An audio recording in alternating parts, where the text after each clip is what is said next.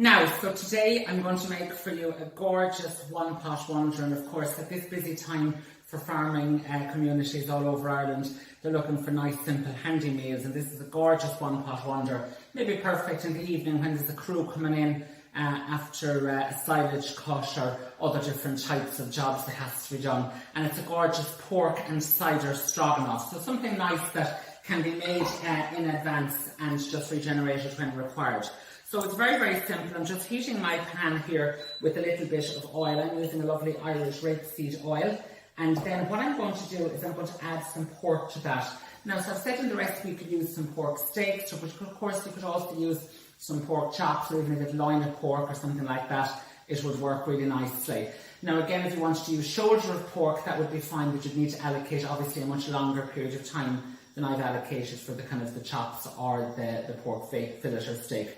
So I'm using some lovely Bord Bia quality assured pork, and I suppose in that, guys, we've got that whole sense of traceability of food and knowing that the meat is produced and the products are all produced to the highest possible standards, and of course are fully traceable in terms of all of that as well. So I'm going to get my pork in there. Now obviously just for the purposes of demonstration, I'm just doing a much smaller amount than I've said in the recipe, but the amount in the recipe for this will serve about 4 to 6 people adequately for you. So pop in the pork and let that brown up really nicely.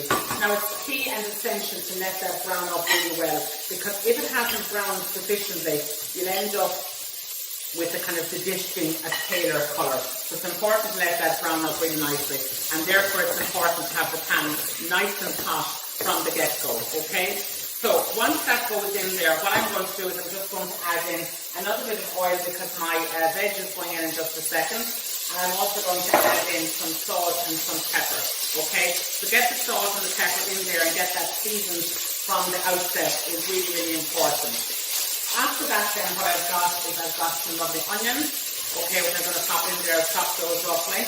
And then I've also got some mushrooms. I've got a mixture of mushrooms here, but the majority of them are chestnut mushrooms, which are really nice, and I just like them really well. So I'm going to pop that in there, give that a nice little mix around, and at this stage what I'm going to do is I'm just going to fit my lid onto that just to get that nice and tightly sealed off. Now, then what I'm going to do is I'm going to peel some cooking apples. So again, I try to do these just at the last minute, and I'm going to cook this in with the pork dish. This has apple, it has cider, and it has some whole grain mustard. So all of those things that are really nice and really lovely with pork, okay? So what I'm going to do is just leave those out there, and just like so, okay? Now every so often you might decide to give an odd little shake to your pork and your vegetables there in the pan. But again, it just keeps them going really, really nicely and really, really gently throughout, okay? So let that colour formation really, really happen in there. And if you do that with the lid on, I find it works really nicely just to start it going, and then you can pull off the lid in just a second. I'm going to cut the apples into nice chunks, and that will just add a lovely flavour to the end of that. Now, you can hear that sizzle straight away. So you can see at this stage, my pork, my mushrooms and my onions are just starting to brown off really nicely there. So, what I'm going to do next is I'm going to add in some of the other ingredients which will help us to thicken it. So here I've just got a couple of spoons of flour. Okay, so just put in some plain flour. And in with that plain flour, I'm going to put in a little bit of paprika, or you could use cayenne pepper or chilli if you wanted as well.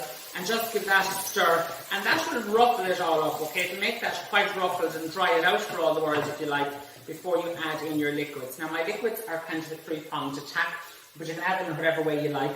I'm going to add in some cider, so I've got some gorgeous, lovely Irish cider there.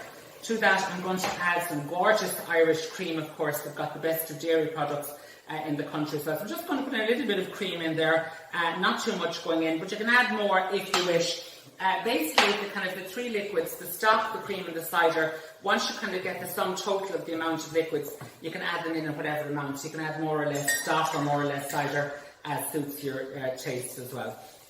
So in there goes our stock, And then once all of that stock goes in there, what I'm going to do is I'm just going to give that a nice little scratch down to the bottom of the pan, just to make sure that any of that floury residue that would have stuck there will all just come away really nicely.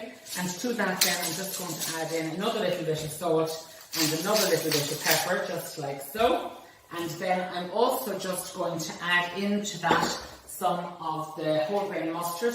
So I've got a teaspoonful of whole grain mustard there. I'm also going to add in my cooking apple, just like so. And essentially that is basically that. I'm then going to just let that come up to the boil for about 35 or 40 minutes. Or if you had it cooked in advance, just make sure that you've well heated it up before reserving it, okay? So that's our gorgeous pork dish. I'm going to just pop that lid on the top of that. I'm going to move that over to the side, and I'm just going to get ready to serve up my next pork dish, okay? Which is here's one I've made earlier. So it's very, very simple to serve it. What I've got here is I've just got a little bit of rice, okay? So I've got some lovely boiled basmati rice, okay, which you could serve with it. I'm just going to pop that into a little cup or a little receptacle of sorts. Okay, pop that straight in there. And again, if you press it down really nice and tightly, what should happen is you should get a nice kind of a shape. So just use a ramekin or a cup as suits yourself best.